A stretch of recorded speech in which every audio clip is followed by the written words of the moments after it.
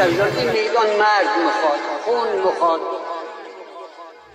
تقاضا آزادی جوی خونه ملت به جرم اسارت بود، جامعه به زور ضرب قدرت مقتول قتل عام خود بود. سیاست سنگر بی ریشه هاست که گرگن ولی تو پوستی نمیش. عدالت شاهد بیداد ظلم که هر کی حق گفت و گردن زدی. حاکم فاسد و قانونشم، جنگ و کشتار و تابوت و شم. کرنای بزم اندیشه رو با ابتذال محض کاگل زدن. دار زدن جوونه ها روی خاک متروک عقیده ها. تناب مرگ حیات تو میشه گره یه روزی به دست ما تاوان زهر شلاق و با استبداد و سرکوب تاخت زدیم. تا جار زدیم باز زدید و تهمت به جهل باز زدی. داغ بذر فرهنگ ماست که مرثیه تو خون اشعار ماست. آرای سلاح حزم رنج جنگ تباه هر روز ماست. من تو غرق سکوت تو گذار ترس از مرز سکوت. مردم تو عصر پروانه ها، پیلن تو عصر شرم سکون. تو من درگیر زنجیر زندان متروک بیداد حق که ما رو با حقوق انسانیت چگونه زیستن بیگانه کرد.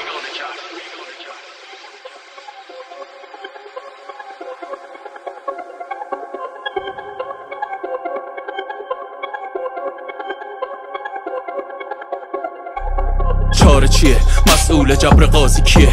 متهم مردم یا حکومت؟ مظلوم ظالم واقعیه. عدالت دروغ تا وقتی جسد رو دوش جامعه است.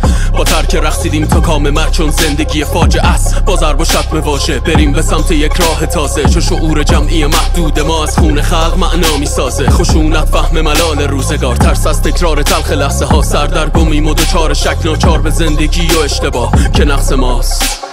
تداوم در تکرار شرم روزمرگی تو میپوشونه. تا یادت بده بیداری شعله خواب عمیق و میسوزونه. هرج و مرج نکاس شره تو نقاب و ساحت تقدس ها. خیر از روزگار ما رفته، عامل صلح حفظ دولت هاست. بغض آخرین سد اشکه، جنون به بهای آرامشه. که ترکید رو خاک قبر نسلی که مرگش بانی آسایشه. نعره بکش تا که غرق باطلاق زندگی به شرط بودن نشی. نبودن بهتره بقا تو حبس تا واسه آزادی برده بشی.